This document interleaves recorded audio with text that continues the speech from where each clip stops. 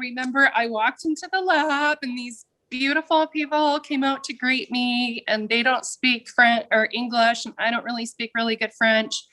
And I'm with my perfumer, and I just kind of like looked around, and I reacted not how I would expect at all. I started bawling, actually. I just said, just give me a minute.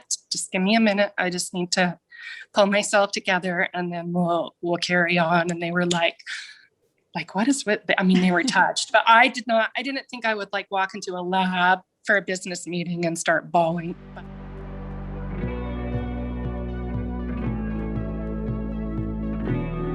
Like, we started selling this product out of the trunk of our cars. Don't be afraid to fail. Inventory management is about balance. Get the product out. That's number one. I've always preached sustainable growth. So we just started building community. Look at the data. Product development is everything. Yeah, we say we're a brick, click, and pop. But you have to love what you do.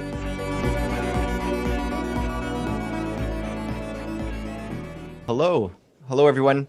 Welcome back to another episode of the Merchant Mastery Podcast, where we meet with incredible merchants and entrepreneurs from all over the world and talk to them about their journey, their struggle, their hustle, their success, all that good stuff along the way.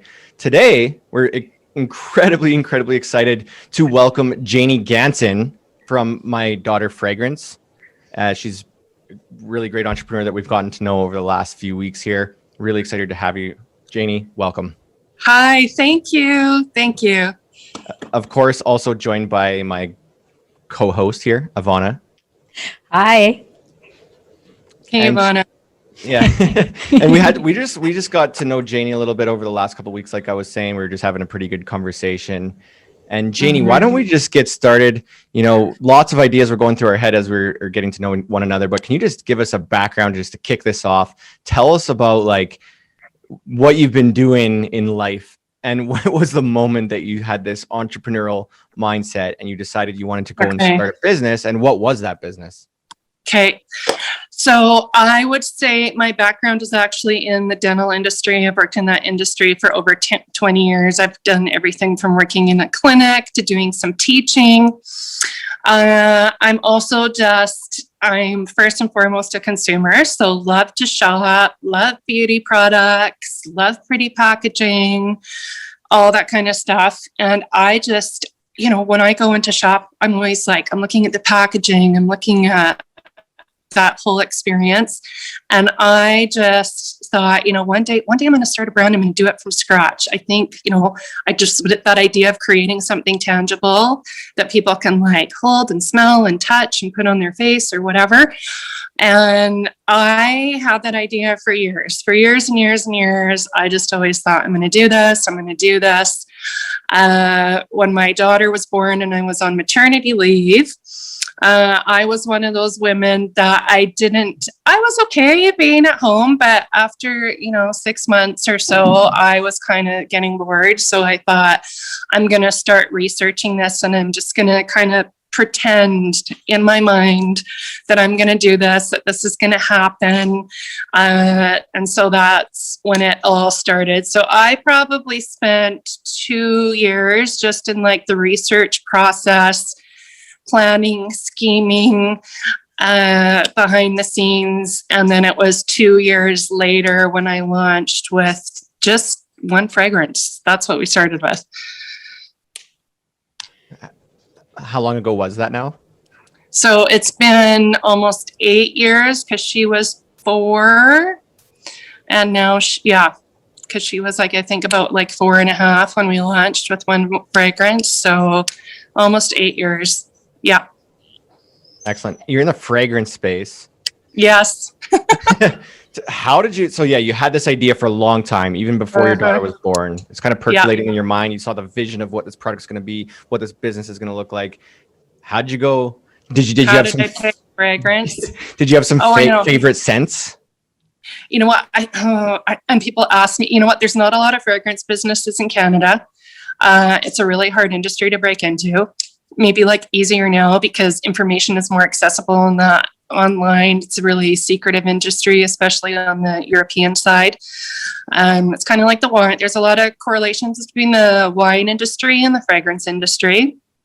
A lot of that information is passed down through generations. It can be quite sexist. There's actually the fragrance industry is run a lot actually by men. If you're looking at like the really big corporations, I just always loved fragrance. And when I was like in my research, I mean, I could have done skincare, I could have done anything, right? But I was just super zoned in on fragrance.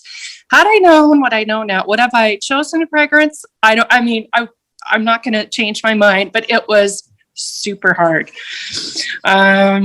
So I'm kind of like, and I think I didn't choose skincare because I was like, there's a bazillion skincare companies out there. And it wasn't really something that I really was like, I was like, do I really want to be another skincare company? I don't know. I thought I could really stand out in the niche fragrance industry, but the fragrance industry is also massive, even in the niche sector. So fragrance is a slow build. It's not like coming out of the gates unless you are backed by literally millions and millions of dollars in celebrity endorsements. It's a slow build, but loyal followers. Wow. Yeah. So I admit it. I've been keeping up with the Kardashians a little bit. And this week, like 2 days ago, KKW Fragrances launched a collaboration with Kendall Jenner, right? Yeah.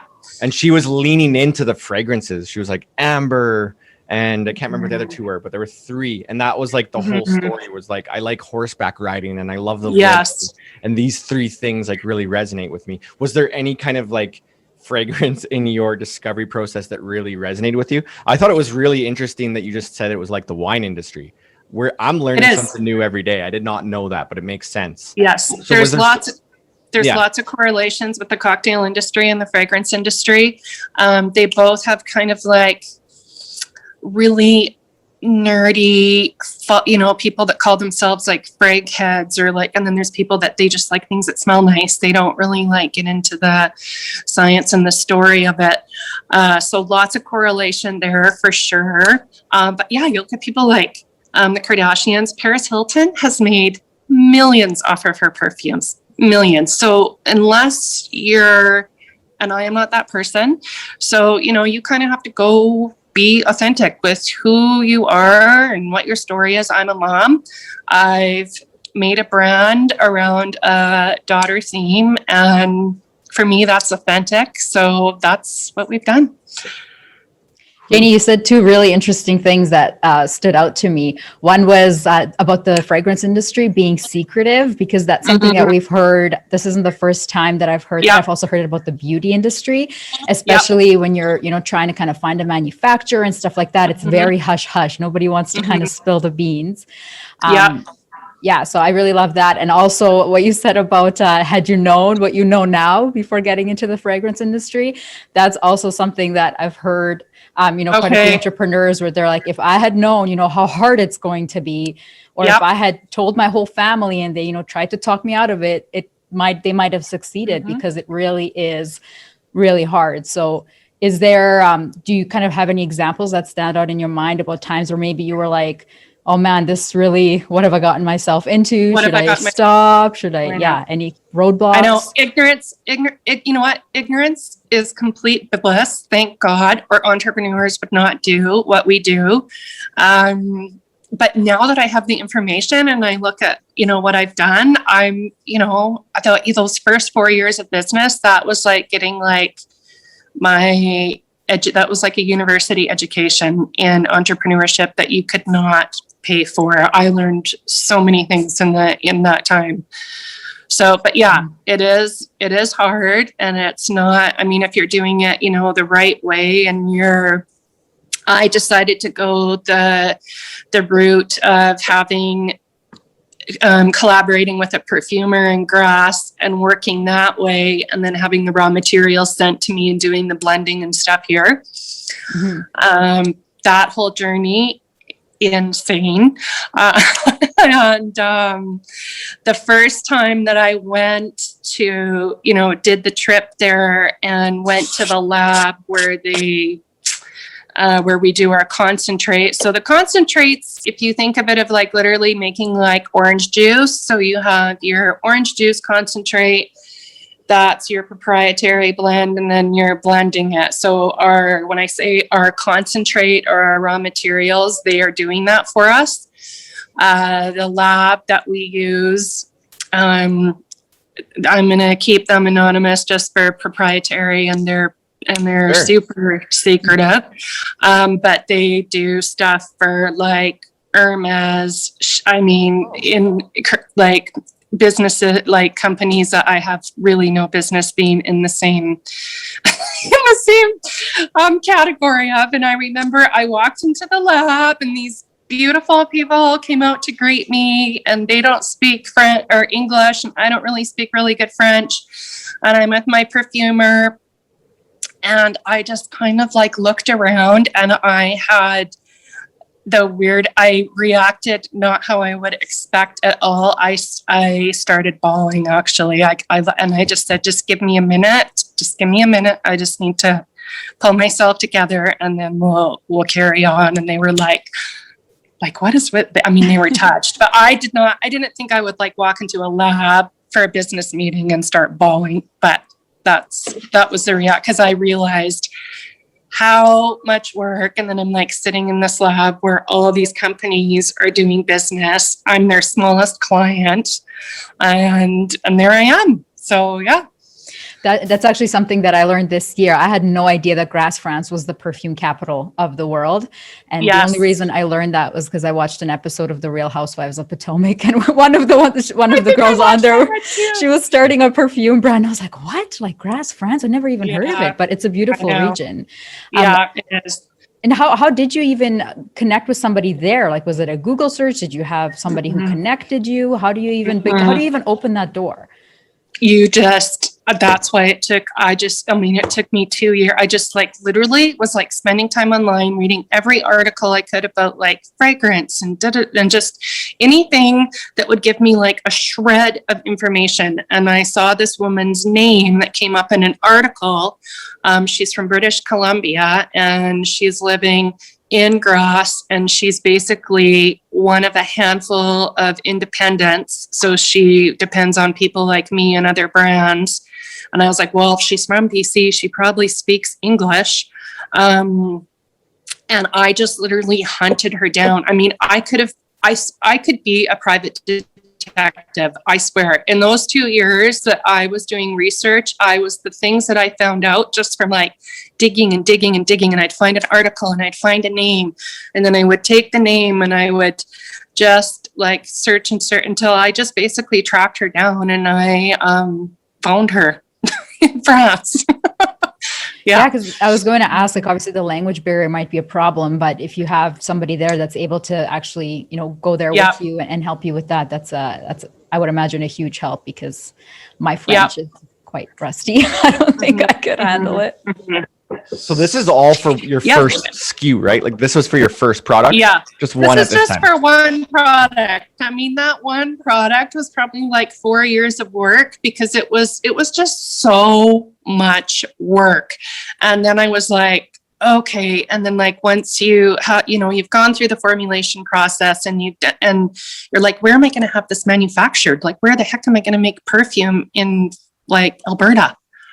And she was like, well, you know what, you could just make it yourself. You could just make it yourself, Janey. I can like walk you through the process.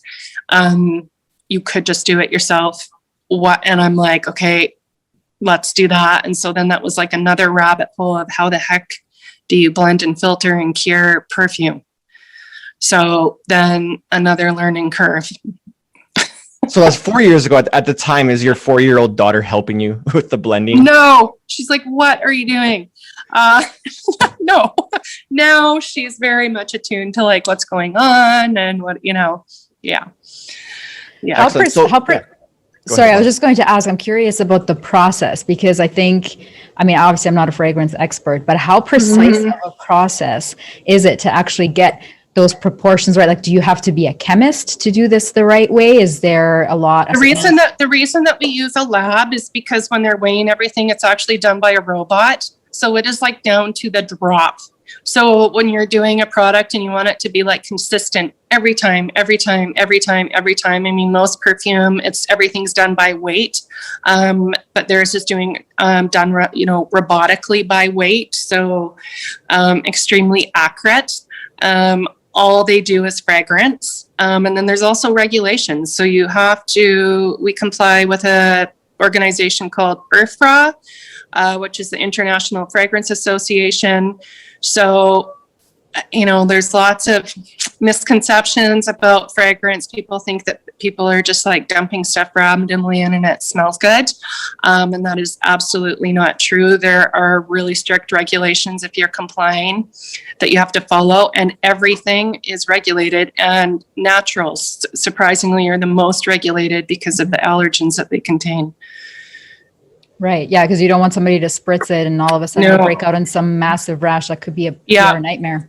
Yep. And then in Europe, in Canada, the labeling is a little bit different, but in Europe on fragrances, if you ever buy like perfume or skincare or anything in Europe with their labeling, you have to actually list the allergens that IRFRA has claimed. So, and that, I mean, like, for example, lavender has a really common allergen in it. So anything that has lavender in it has to have the linalool listed in it. So just little things like that. So far, like this first 4 years, you're crying in the lab.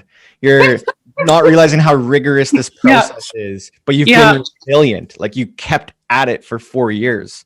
Was there a moment where it was you go ahead. Yeah. So we launched with one fragrance, and then we just, and because we're self-funded, we would just basically sell, make enough money, formulate, do another one, sell, formulate, do another one. And that's kind of how I've done my whole business. Yeah. And you said the first 4 years were rigorous. Was there a moment after the first 4 years that you were like, okay, it's not as crazy anymore, it's not as rigorous anymore? I was like, okay, I figured this out. I know how to do this. I can replicate this. And then you can like move a lot faster. You can make quicker decisions. You can just kind of like get things done because you already know how to do it. You just kind of have to like do it again. And there's still the components of, packaging and labeling and sourcing, all those kind of things. That never changes. That's always a struggle. But I think, anyone that manufactures something, that's the same for them as well. So it's literally like a doctorate. Like, you did the 4-year entrepreneur accelerator, and by the end you graduated and you're like, I know how to do this stuff because I've been studying it. I know how to do it. Now I just have to kind of like crank it out and be more strategic, be a little bit smarter, refine it. You were talking about like make it, sell it. Where were you selling it? So when we first started with one fragrance, I think we launched actually kind of like in the like summer going into fall. So I think I did a few of like the big Christmas shows that we have in Alberta, like the Butter Dome, different things like that. And I was kind of going into it like, I am using this as a test. I want to see how people respond to this. If it's really good, I'm going to like keep going and expanding and go from there. But I had no interaction with the customer. So I wanted to see what that was going to be like. And, we online, yes, we opened with like a really clunky, like WordPress site. I found someone and they did a WordPress site and that's how we started. Because there was one fragrance, there wasn't like all these SKUs to worry about. And I wasn't really super savvy. I don't even know if Shopify was around then. I'm not sure. But yeah, and that's how we started. For anyone listening right now, I want to pause for a sec because you said something so important to us, which we preach everywhere we go. And we talk to a lot of Shopify entrepreneurs around the world. And the conversation a key part of the conversation is always this. Before you go and scale and build your business, you want to validate product market fit. So you want to talk to customers and get real feedback about your product. Before you ever run ads, before you ever do all this plans of scaling, you need to kind of get on the ground. This was the perfect example of getting on the ground, going to a market, getting real-time feedback on your fragrance, because I'm sure that's something you need that feedback on. So I think that's one of the most brilliant things that you decided to do. And I'm happy. Well, and it was just, I don't even know if it was brilliant, but I just thought, all your friends and family are like, this is great. This is amazing. And I'm like, but I don't know if they're telling me this because I'm like, they love me and I don't really know. Is this great? Is it amazing? I don't know. I need to sell something. So from strangers that don't love me, don't care about me, that we're in an environment where there's lots to look at, there's lots to buy. Are they going to come over? You just don't know. Yeah, I think that's kind of the thing with getting the initial input from friends and family is that sometimes you get kind of honest and really valuable feedback, but sometimes it can go either on the one side where, like you said, they're like, we love it, it's great, you made it, so it must be awesome. And then on the other side, it's maybe they're like, are you crazy? You're going to spend money to do what? You're going to quit your job, if that's what you're doing to do what? So I really like I'm going to echo what Scott said, but I really like the idea of kind of how you approached it to see what people think about it. Yeah. Well, and even the conversation with my husband. Yeah. So I'm going to make perfume. I have no, I don't know how I'm going to do it. I'm going to find a perfumer in France and we're going to figure it out. And I'm going to make perfume. It's yeah. And he's like, okay. And I'm like, I'll just let you know when I'm at the next step and then we'll go from there. And that was kind of how we proceeded. I think that's entrepreneurial instinct on your part, where it's just I can't take all my friends and family's feedback. I got to go talk to the market. I got to go and meet my target customers and see what they would say. Yeah. And another takeaway, I was just talking to an awesome business that sells things for kids. Yes. And they had a really fast growth trajectory. They did $1 million in their first 18 months or something like that of total revenue. And they started with a similar way as you, where they're like, I need to go and talk to my marketplace. I need to get feedback on my product. So just a little tip for everyone listening is if you can't make it to a market, which is a perfect thing to do if you're a fragrance company, because people want to smell it and you get that feedback. But this business that I was speaking to just went into Facebook groups. And they were selling things to mothers and fathers and parents. So they would go find all these parenting Facebook groups, and you could kind of go in there and start conversations like, hey, I was listening to what you were saying in this Facebook group. I love what you were saying. Would you mind giving me feedback on my product design? Is this something you think value? And just getting that real feedback. And I just think that I've seen a lot of successful companies do that. And it gives you a lot of direction for your marketing based on their initial feedback. Yeah. And you also have to understand, and it makes you understand who your audience is and who they are not. Because there's people that will say really shitty things to your face, at a market. And you have to be able to take that. And they don't sometimes even know that you're the owner, the creator, nor do they care. And this goes for anybody selling at a market. Some of the things that customers say to people to their face, I'm just it's unbelievable. So you know what? These people are tough. They're tough creators. They hear it all. So did you have thick skin going into it, or did you get thick skin as a result? Oh, both. And because you would hear people that would be like, they would be like, you know what? I really hate fragrance. Let me tell you all the things that I hate about fragrance. And they would waste 10 minutes I'm like, why are you wasting your time talking to me? I'm like, you are not my customer. And then the next person would come and they would be like, oh my word, fragrance. I love anything that smells. And they're just like, you have to just be able to navigate dealing with all these different people. Did you get some good feedback? Yes. Yeah. And people, they loved the packaging. They loved, thank God, the first fragrance that we launched is, it's an extremely, easy to like fragrance.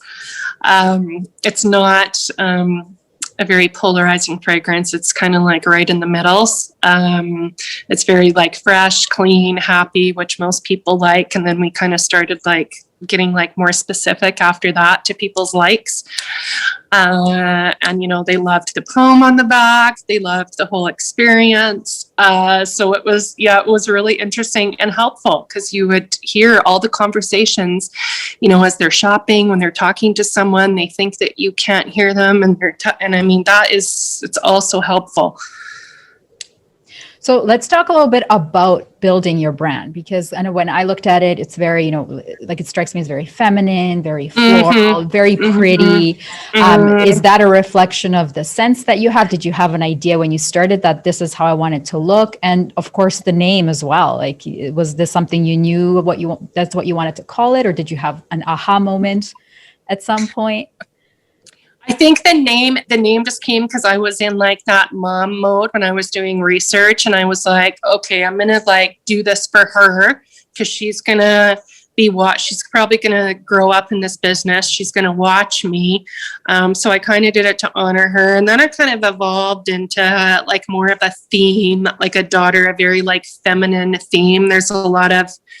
And it's interesting that right now there's a lot of niche fragrance that's like very kind of like gone the opposite. It's very like androgynous, like gender neutral, and mine's kind of like, you know, out there. I mean, my daughter's pretty much that kind of like speaks for itself. It's very feminine. It's very celebratory. It's a strong name. I think it's quite universal. You know, most people, no matter what language you speak, if you say my daughter, people know what that means. So that's kind of how it's evolved. Yeah, I know when you see some of the commercials for like perfumes and fragrances on TV, half the time you don't know you're watching a commercial for a fragrance. So you think you're watching a little movie. Is this, you know, an upcoming series or something like that? It's very abstract. You don't know what you're being sold until the end. They're selling you really like an idea, right? So I really like that. Yeah, they're selling like a story, a feeling, a moment, you know, something like that.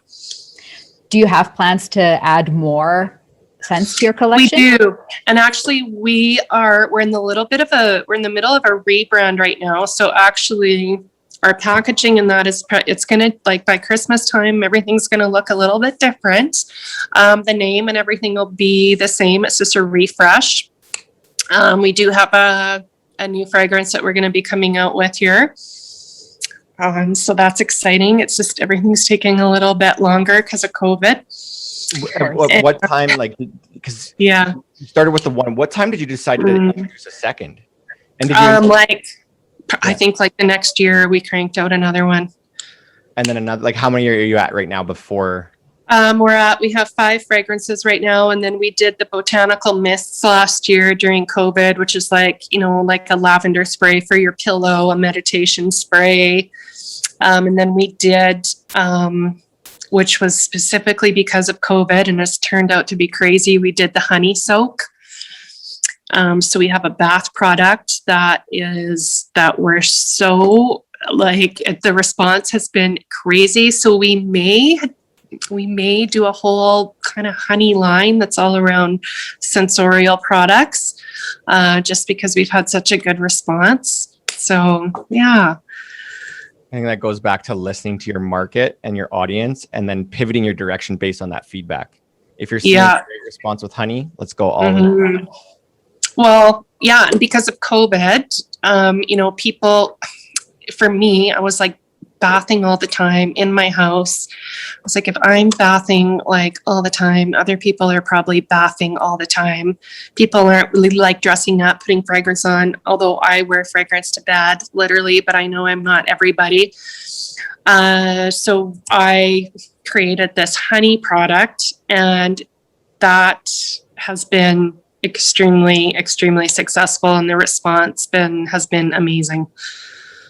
Yeah, I have to say, I think on my Instagram, I'm seeing, I don't know if I'm just more aware of it now, but definitely way more stories of people in their bathtubs with, you know, all kinds of scented candles and a drink of some sort and just relaxing.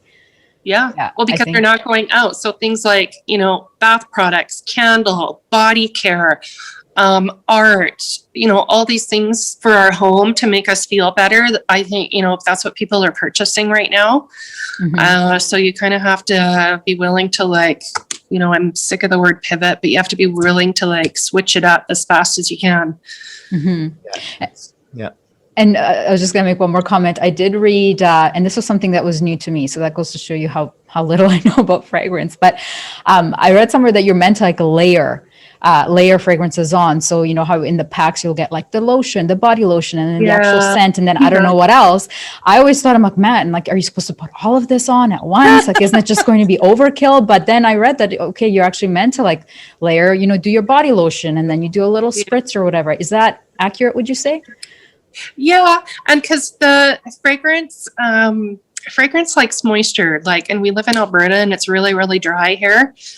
So sometimes if you just put a little bit of lotion or coconut oil or body oil on first, it kind of helps hold that scent so it won't burn off so fast. Yeah. Great. Good to know. Always learn something new. I was thinking about so you were selling in the market. That was the first place you went. Yeah. How did things evolve from there? You kind of introduced a second scent and then a third and all these things. So then, we think basically did did another scent, did scent number 2, did scent number 3, did scent number 4. And we kind of and at the same time, I'm still learning to be, an entrepreneur and figure out that end of it. Figuring out Shopify, because the website that we had was horrible for what you really need to do to succeed online. So making that transition, figuring out photography and customer experience and all these things. And where were you, where you don't have to maybe dive too deep into any specific numbers, but where were you selling those? You were selling at the markets.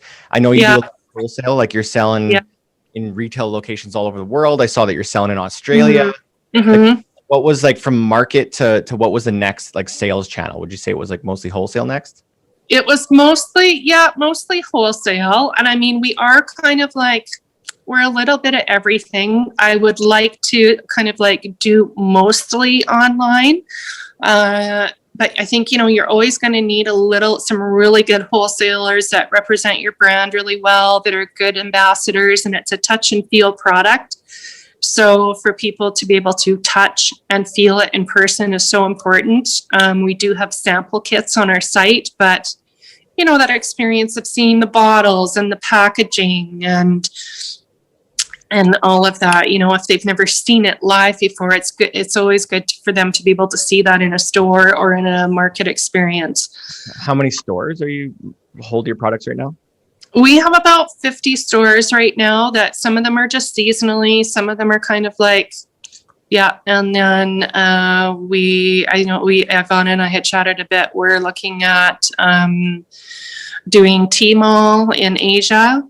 So that will be a whole other, and that actually came about during COVID. So that will be a whole other experience that we're still learning about, a whole other learning curve that we're getting ready to do.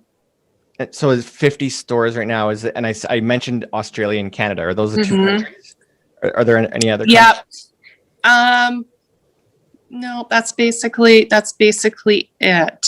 And we are shipping right now North America and Mexico. I actually ended up taking off my European shipping to Europe and overseas because just the shipping and logistics was insane. So until I can figure that out, we kind of put the hold on that. Great. So go ahead, Ivana. Well, I want to talk about Tmall a little bit.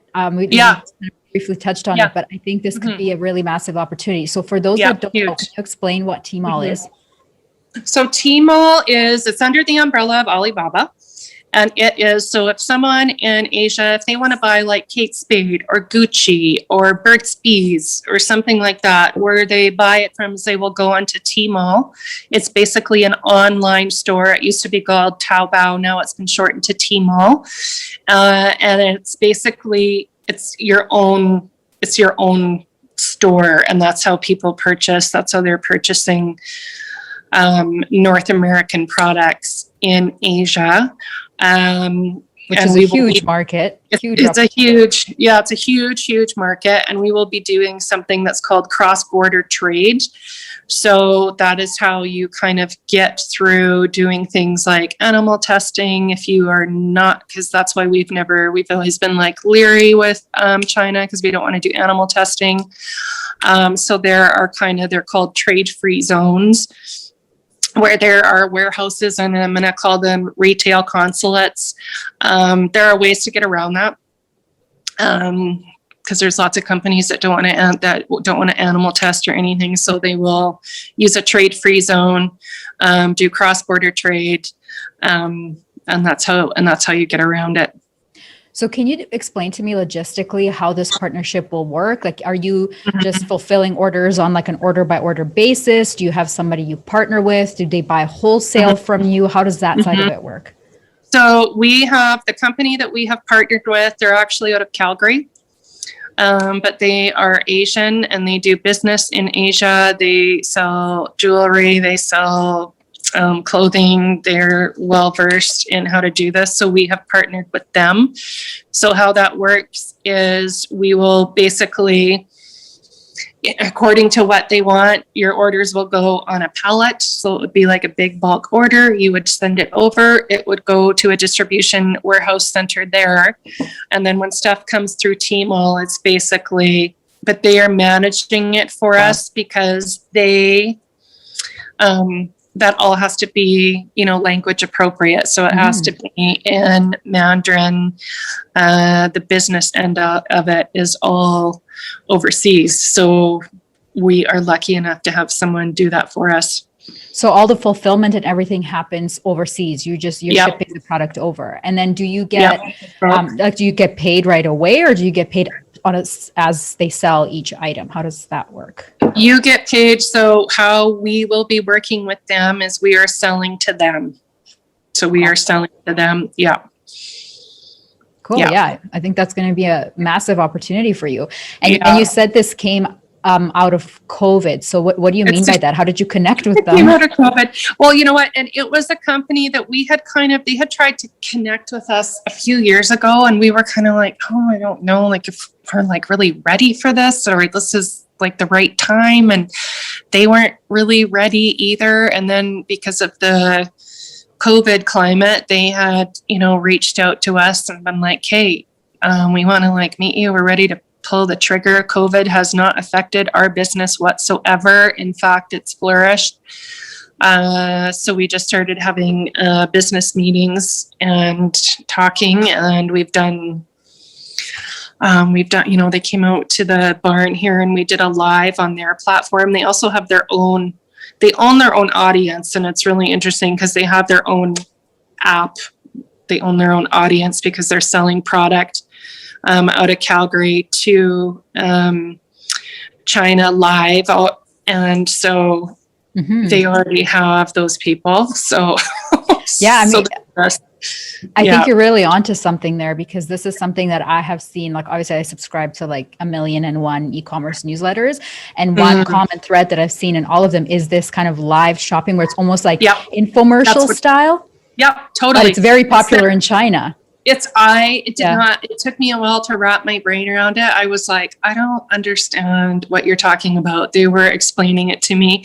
And so they were like, you need to come and see. So I went down, and they are literally on air 16 hours a day, live, interacting with their client, talking to them. And I'm like, okay, like, I don't understand. But I mean, this is huge. It is huge, huge, huge.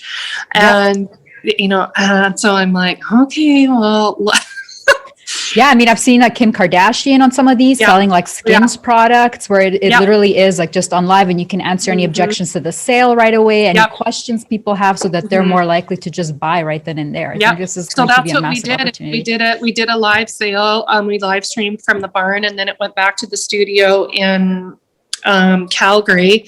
And I mean, so we kind of like they wanted to, get to know us. We were getting to know them. So we've already done like some sales with them where we're just shipping stuff with their distribution to China. So just proving again, they wanted to prove that they can sell this in China, and how are people going to respond to it, and da da da da da. So interested. So we actually started with the body oils. They were super focused on our body oils for some reason, so we started with that. But it's gone. So yeah, it was super interesting. It was a learning curve for me because I was like, I don't understand this, but that's what they do, is they crank it out 16 hours a day. And it works. And they sell, oh yeah. I mean, they sell millions, and yeah. Incredible. I think there's a burning question in my mind. Like, we've been talking about all these sales channels, like you did the markets, you're doing wholesale, you're doing the Tmall. Where did Shopify fit in this big picture? Like, did you always know that you wanted to sell online, or was that something that evolved? I thought, okay, well, at first the online store was just honestly like more like advertising, because I was like so unsavvy to like that selling in the online world. And then you realize that this is just, I mean, you can have a whole business just selling online and nowhere else. So it's definitely involved. And, you know, as you know, we have a Shopify site, completely Shopify integrated with Canada Post, all of that. And now we're just looking to like almost like level up again with Shopify, use it more efficiently. You know, how, you know, you're looking at your analytics, always trying to figure out, okay, how can we make this better? How can we improve? Is it a big part of your business right now, the Shopify side? Or is it just up? I would say in the last year, I think Kate said that our Shopify sales are up 50%. Excellent. Yeah. Yeah. And so now we're like, okay, now we want to do that again. Yeah. How do you drive traffic to your site right now? Do you have, are you doing any ads? Do you find email works well for you? Anything else? So right now, so we do Facebook ads. And we are doing Facebook ads for people to take the fragrance quiz. So where they can like go on and find their fragrance, take the quiz, and then they can become a subscriber. So we're fine. So that way, and then also email is been so important. And like finding the sweet spot of like how often to email people, not, you know, just like sending stuff like weekly or just inundating people with emails. So figuring that out. So both. I just saw Ivana's ears. Yeah, Ivana's ears were perking right up there. Ivana literally taught the course on email marketing. Yeah. Okay. Well, I should probably take up the one thing that we have found for us is we do not send out a lot of emails. So when we send them out, we have a really good open rate, and we hardly lose any people. We get a really good response because we're not blasting people. We're not trying to sell them stuff all the time. I'm trying to connect with them and grow the community on Instagram and try to, you know, that kind of thing. But we're not emailing people weekly at all. Yeah, and I think that's important with on the email side of things. Not every email needs to be transactional.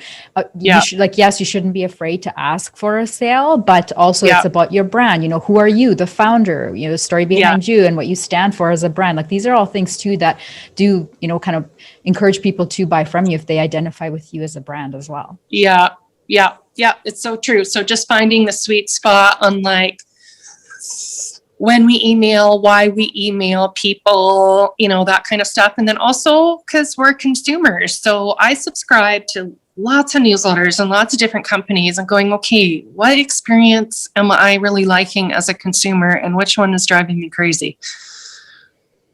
Yeah, I think we were talking about, this came up the other day about how many emails the Bay sends out. Oh, I know. And 4 a day, like, 5 a day? Or the Gap.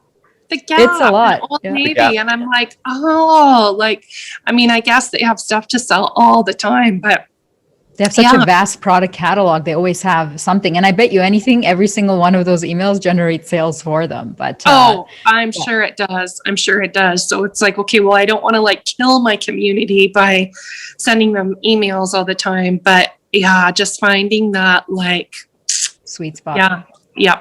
Mm-hmm. So speaking of sweet spot, I saw that you sell the sample pack, right? Which is, you know, kind of saying, make people familiar with the brand, the different sense. And then I think it's, you offer like a discount when they actually want to buy a bottle. Yes. Right. So how do you, like, what is that time frame between, you know, when somebody gets the sample pack and they actually have sufficient time to, you know, use it before they actually place an order for a full bottle? Do you have an idea of what sort of that? So we frame is? send out, it's different but we send out 3 emails after that. So they get their sample pack, then they'll get a reminder email that, hey, you purchased a sample pack, here's your code, if you haven't used, and then they'll get 2 more after that. To remind them to buy. Yeah, Ivana literally came running into my office like a week ago or whenever we confirmed that you're going to be joining us. And she said, Janey's giving out sample packs for fragrance. You're going to love this. And I was like, yes. Because when you're selling consumable goods that you need to touch, smell, feel, or taste, or whatever it may be, often you need to experience it in person. So what you want to do as a consumable good business is get your product in as many people's hands as you can so that they can experience the scent or the taste or the smell or the feel of it. And then if the lights come on and they're like, yeah, this is amazing, I love this, then they're more likely to go and buy your core offer at full price. Right? Yep, So, absolutely. I mean, how are you going to sell fragrance online if people can't smell it? Yeah, and you gotta answer me this, riddle me this one. Okay. So we're always telling people, yeah, you got to do that. It's like go get the sample kits, put them in people's hands. We got to do that. Yeah. We should run a whole campaign about opting in for the sample, right? Yeah. But a lot of people, like we talked to hundreds of merchants, and I hear some pushback around this thing, which is very understandable. So I want to hear your answer to this. Is like it obviously costs money to go. It costs you money, right? It costs to produce the sample pack. Yes. And it's like, should I go and manufacture more inventory or should I produce this sample pack? So how did you kind of like navigate that? I will be completely transparent with this one, and then you guys can kind of have your heyday. So the sample pack is $15. We will probably have to boost it a bit because Canada Post they've risen their prices over COVID, which is a whole other conversation. But anyways, so it costs me sometimes, depending where that package is going, sometimes it will cost me $17 to send that in the mail. And that is not even, so sometimes you are literally like, if you want to use the term, losing money, but this is for advertising. The sample packs are very inexpensive for us to make. We can make them because we just buy everything in like massive quantities, and we're like, okay, well, we're always going to be doing sample packs, so we're always going to need these tiny bottles. Yes, you have to, I mean, it is advertising, and then you have to buy like the box and the to send it in. So but that is, and I mean, even at one point I said to Kate, who does our back end, I'm like, maybe we shouldn't do sample packs anymore. I don't know. It's just great. And she's like, are you crazy? Look at these. She's like, no, she's like, you can't. And I'm like, okay. So sometimes, so even for me, I needed a reality check. She's like, people love the sample packs. She's like, when you go in and you look at like what is added to the cart the most, what people are looking at, she's like, it's the sample packs, because they've gone on, they've taken the quiz, and then you can like send them a reminder to purchase their sample pack, and it's in their hand. How else are you going to get it in their face? Whew. Janey. And really taking advantage of those analytics. I love it. So this is something, and we'll go and anyone, if you're listening to this right now, I preach this all the time, but you heard it from Janey. It's not coming from me. I mean, sometimes you're like, oh my God, this is costing me $17 and they paid $15 for this. Have I lost my friggin' mind? But it's not all the time. I mean, depending where, but then, they're reordering. They're like, where, you've introduced people to your product. Most of our sample packs are sold to the US. So it's, you're getting customers that way. So, I mean, every time I think, oh, maybe I should do the sample packs, Kate's like, Janey. I mean, she's like the analytic number person. So she'll be like, okay, let me show you the numbers. And then I'm like, okay, never mind. We'll still do them. I'm with Kate. I'm with you. You also you were all over the proof of concept thing, like going to the markets and talking to people. You're all over the sample kit. I think you and I would get along really well. We should hang out. Yeah. Jane, do you ever run discounts or any like gift with purchase? Oh yeah. Like that? Yeah. We do, especially like for people that subscribe. We want to spoil those people and treat them special. So we just did a few weeks ago, we did like a working from home to celebrate everyone working from home for a year. So we did like a 20% off site wide. We usually do a huge at Christmas. We did a huge, I was like, I think I've lost my mind doing this, but I'm going to do it. We did a buy one, get one free. Mm-hmm. And I was like, I don't know, this might be really stupid, and that was extremely successful. We've done, gift with purchases. So we're looking for ways to, treat our community special and give them things to look forward to. That was buy one full bottle, get another full bottle. And I was like, good deal. Well, because I was like, well, it's COVID. People are feeling really shitty. Everyone needs, I was hoping my process was, I hope people give it away to somebody. I hope they give it as a gift, because then that's one more person that has your brand in their hand. And I mean, really, if you're selling like hundreds at a time, you're just selling wholesale numbers. So is it the end of the world? Not really. Mm-hmm. You're still making money. Awesome. And how do you collect the reviews that you have on your? Do you use an app? Do you just use like a post-purchase email flow? How do you get those? There is an app. Kate has an app on there, and I don't know what it is. Yeah, I was curious. It looked like it was an app. Yeah. Yeah, I know. I'm always like, hey, Kate, can we do this? She's like, yeah, I'll need to get an app. I'm like, okay, get an app. There's an app for everything. Yeah.